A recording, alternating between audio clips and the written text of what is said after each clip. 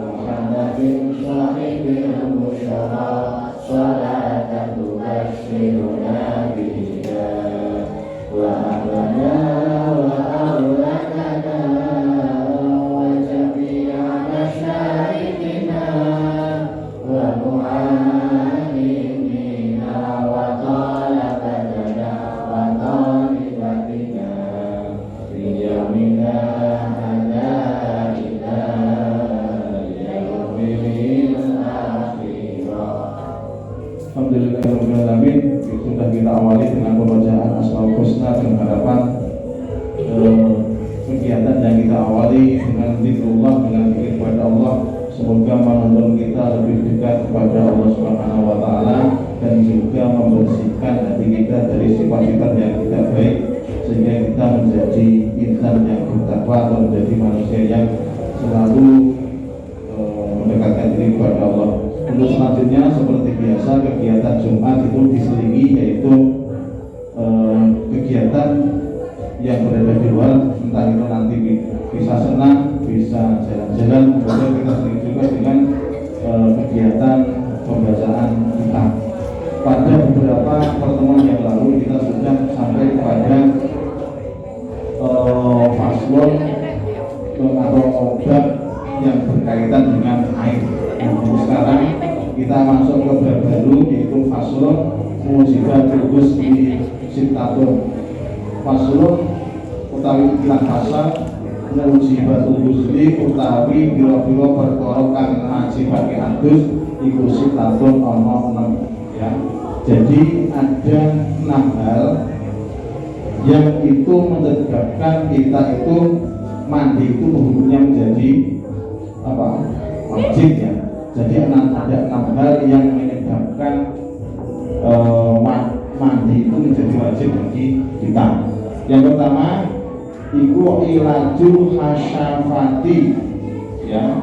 Itu ilajul hasyafati fil farji. Ini adalah kalau belum sampai saatnya ya. Dan ini adalah bahasa orang dewasa.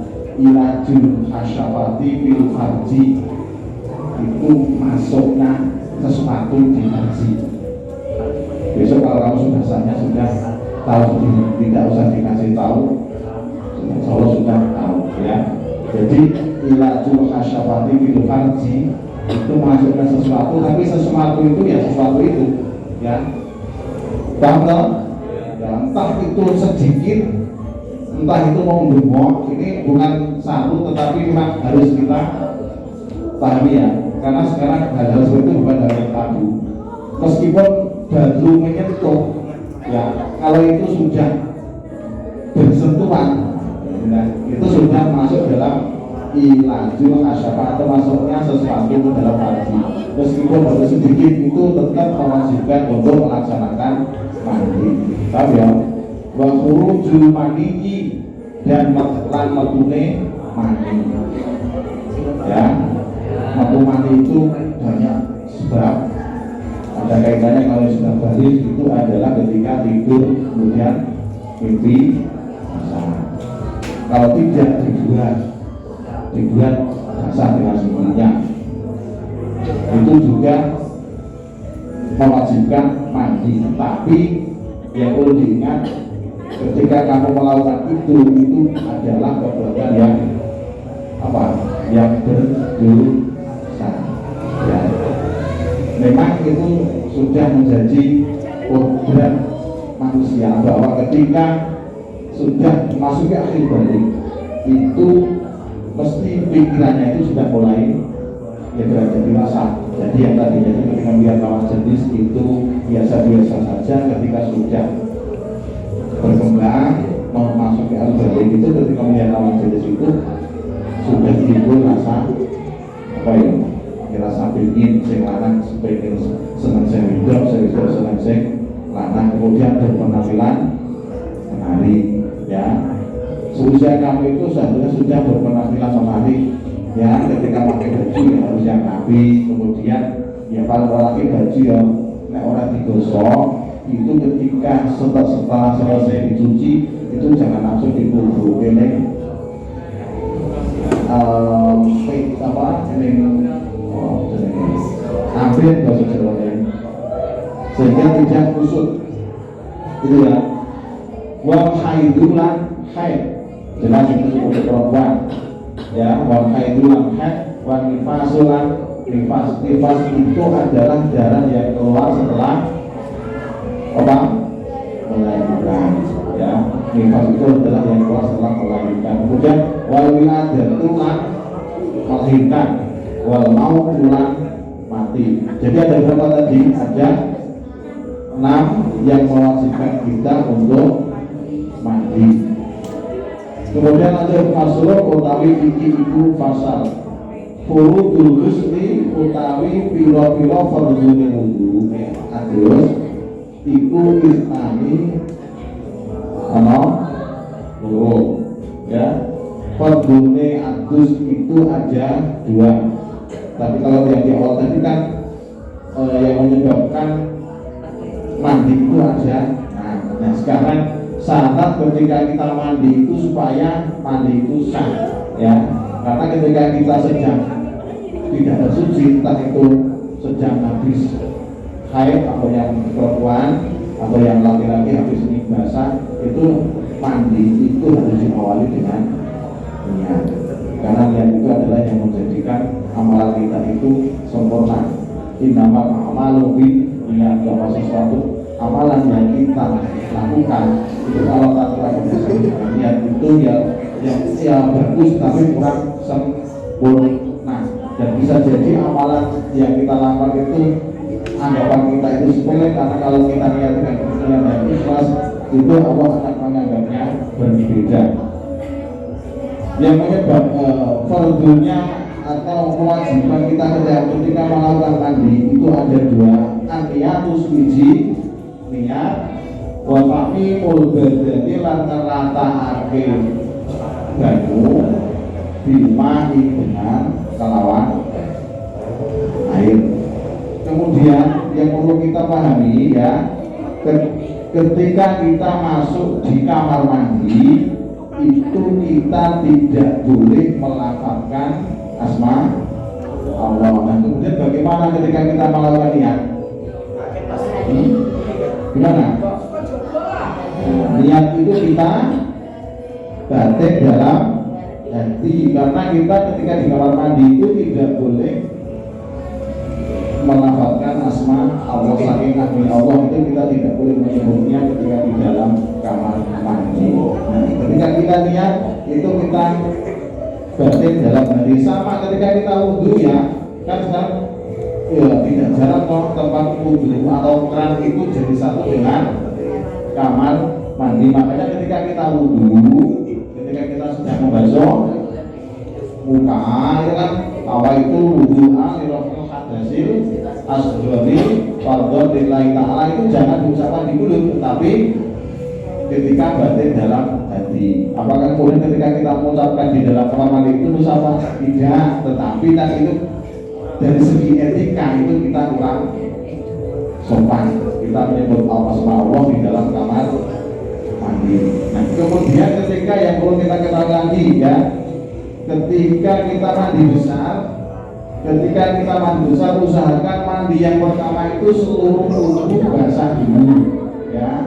Jangan kemudian ketika seperti mandi biasa kemudian kita sapunan itu usahakan ketika mandi itu seluruh tubuh dari ujung rambut sampai ujung kaki itu basah dulu, baru kemudian setelah kita rasa terus kira-kira terus kabeh baru menggunakan sabun dan sampo kalau perlu, karena ditakutkan ketika kita itu mandi dulu airnya itu belum merata ke seluruh tubuh, kemudian kita menyapu itu nanti ada apa ya, mandi kita itu kurang sempurna. Dan kemudian air yang kita pakai itu harus air yang suci ya, air yang suci, jangan sampai kemudian air istilahnya itu yang sudah dicampur kita pakai untuk mandi hadas itu tidak biasa.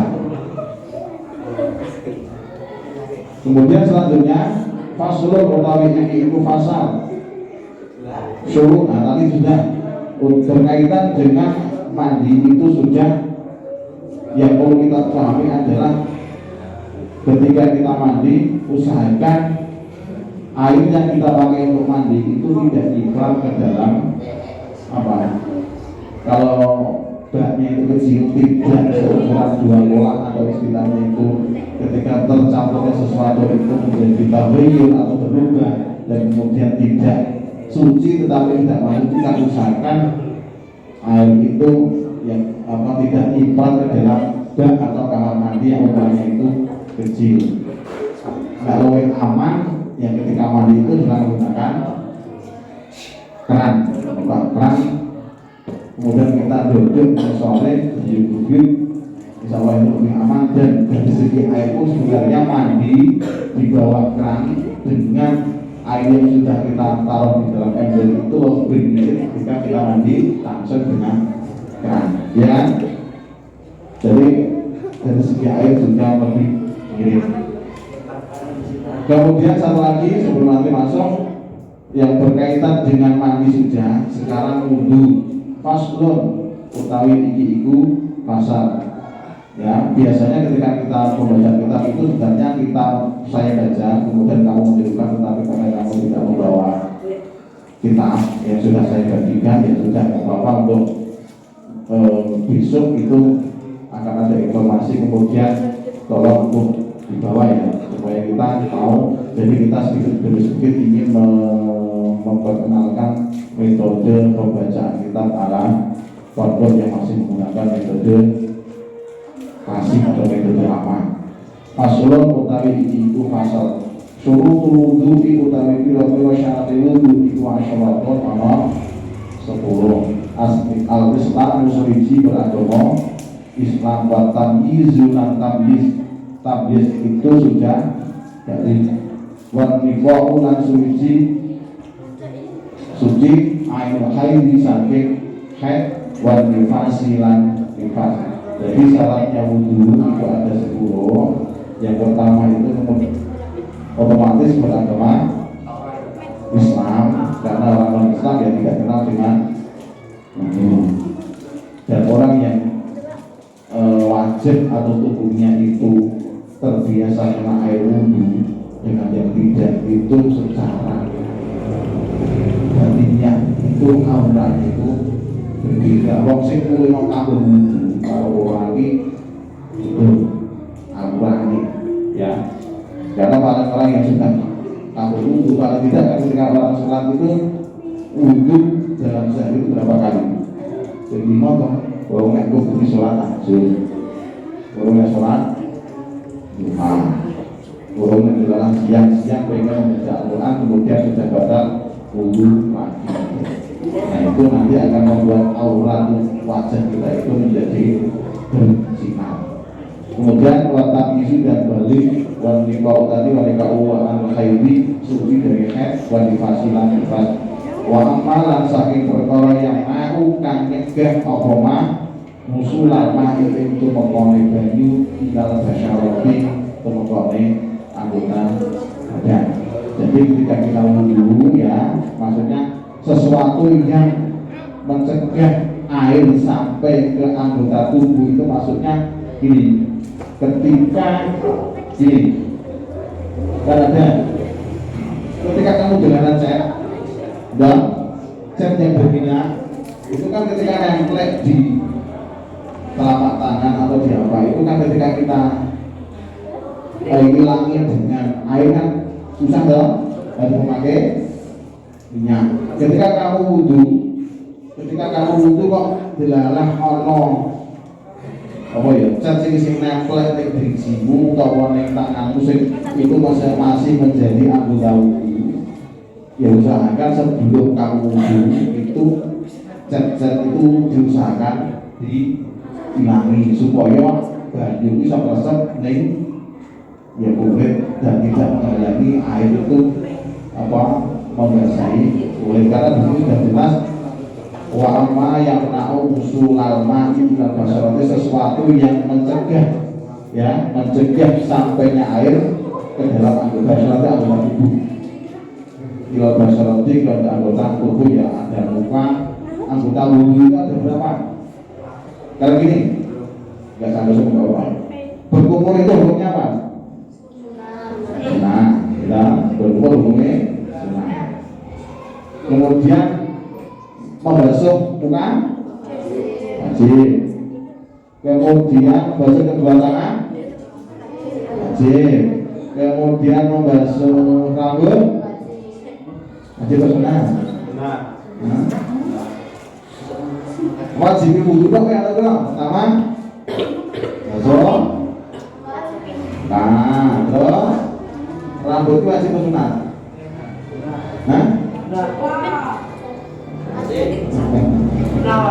Tidak wajib.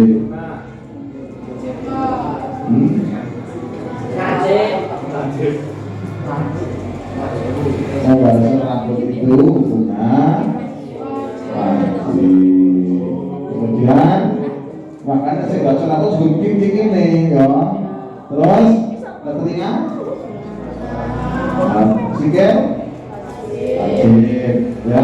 Makanya saya anggota wajib boleh basuh yang sering tenanan ya, karena saya sering melihat ketika anak-anak wudhu itu memang iso ya, kadang wudhu itu yang memakai celana panjang baju yang panjang itu kadang orang dirintik memang bisa pipik ke wes ya itu wudhu asal ya, wudhu itu dirintik ini ya, air itu harus sampai ke paling tidak itu di atas sikut, orang berpikir rampung.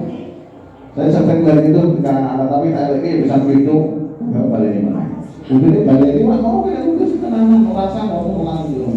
Kemudian ketika kaki itu juga sampai empat kaki, ya jangan sampai atas boleh, tapi itu sudah masuk ke dalam apa ya istilah ini mubadir atau imam banyu ini. Ya orang di atas mata kaki itu sudah terbasahi, itu sudah yang penting wudhu sudah kewajiban yang kewajiban wudhu. Kalau sunahnya wudhu berkumpul, tadi masih ada yang niat itu hukumnya wajib apa sunat? Wajib ya. Dan ketika kita mengucapkan niat itu pada saat kita membasuh muka. Nah, kalau berkumpul itu hukumnya sunah, tetapi ketika puasa kamu wudhu pakai berkumur itu hukumnya makro ya, bukan lagi sunah, makro. Kenapa? Ya, kamu kan sedang berpuasa dan itu kan salah satu hal apa ya, mungkin bisa ada tindakan korupsi di situ. Korupsi apa? Kan nanti kalau wudhu kayak positif ya sudah tak laku. Bahkan ketika kamu membasuh muka pun itu tidak menjadi ya, karena kan puasa panas-panas, kemudian air umbi berjangkaan dan isin hingga akhirnya memanfaatkan kesempatan dalam sembilan kompeten karaoke kan seperti guru Inggris teles kan, alhamdulillah ini alhamdulillah itu kan, jadi puasa kita menjadi ya sudah jelas. Wa alla yakuna lan yen ora ana ala utwi ing atase anggota anggota tubuh apa perkara kiprat atau tidak masuk lagi ke air yang kita masih istilahnya itu masih suci, karena sesuatu yang sudah kita pakai kemudian nyampur lagi dengan air yang masih suci itu, kalau dalam Fathul Qarib itu dinamakan ghairu mutaghayyir, suci tetapi tidak mensucikan. Air yang kamu pakai wudhu itu kan hukumnya suci. Kemudian bekas air yang kamu pakai wudhu itu masih suci, tetapi hukumnya tidak mensucikan. Nah, makanya fikih itu adalah penting banget kita pelajari, karena fikih itu adalah dasar ibadah kita diterima dan tidak itu adalah berdasarkan, atau salah satunya itu adalah utamanya itu adalah fikih. Ketika kita mengetahui ilmunya dengan benar, insya Allah ya ibadah kita itu diterima. Tetapi ketika kita tidak mengetahuinya, ya kita harus belajar supaya tahu. Satu lagi, wal ma'u lan utawi banyu at-tahuru kang suci, wa dukhulul waqti lan mlebune wektu, wal muwaladatu lan nuli-nuli lidaimil hadasi maring wong kang nembe wong kang hadas itu ya harus bisa hadas kecil. Kalau hadas kecil ya kita seperti kentut, kemudian buang air kecil. Nah, yang perlu kita pahami ketika kita sudah berwudu, kemudian misalkan kamu terkena kotoran, itu membatalkan wudu tidak? Ketika kamu wis wudu terus bumi tidak telek atau demok telek, itu wudumu batal ora? Batal ora? Ayo, batal ora? Sesuatu yang najis itu tidak membatalkan wudu. Nek kowe wis wudu kok mendalam tidak telek iki wajib wiso. Wudumu ora batal. Ya. Delala kowe wudu arek ning masjid tidak teletong. Ya, ngasih kempol ngene. Keceblok ning letong. Iki wudumu ora batal, enggak. Tetapi kamu wajib bisa sampai bersih. Yang membatalkan wudu ku ya ngentut, terus kasare nguyuh, ngising, bersentuhan antara laki-laki dan perempuan yang bukan mahram, wudu batal. Terus tidur, nek tidur sedikit tidak apa-apa, nek turun setengah jam ya batal. Misalkan kamu pas Jumatan toh, Jumat les ini ya insya Allah tidak batal, karena tidur itu kan menghilangkan akal toh. Nek turun 2 jam ya batal. Itu ya. Jadi yang perlu kita ketahui adalah itu. Kemudian selanjutnya sebelum kita tutup, informasi yang saya sampaikan yang pertama, bahwa besok pagi akan diadakan pengajian wali murid, pengajian lapangan wali murid sekaligus peringatan Isra dan Mi'raj. Untuk itu saya titip pesan, meskipun kemarin sudah saya sampaikan di grup undangannya, tetapi ya tidak ada salahnya ketika nanti kamu sampai rumah atau yang di pondok mungkin bisa berkomunikasikan yang di rumah itu menyampaikan hal tersebut. Dan saya harap semua siswa kelas 7 dan 9 itu tetap berangkat besok ya, tidak usah pakai seragam, yang penting pakai baju muslimah yang bebas. Kok ndak laku pesen snack ra sing mangan. Agar dikira udah makan kabeh. Wis tak pesen snack. Dan yang bisa kita sampaikan sekali lagi, saya berharap besok semua siswa bisa hadir, dan besok kita awali dengan semaan yang akan dibacakan oleh saudari Ani dan Ulfa. Libur masuk. Yang kita bisa sampaikan semoga bermanfaat. Mari kita akhiri dengan bacaan hamdalah. Alhamdulillahirabbil alamin. Selamat mengikuti kegiatan belajar sampai akhir. Assalamualaikum warahmatullahi wabarakatuh.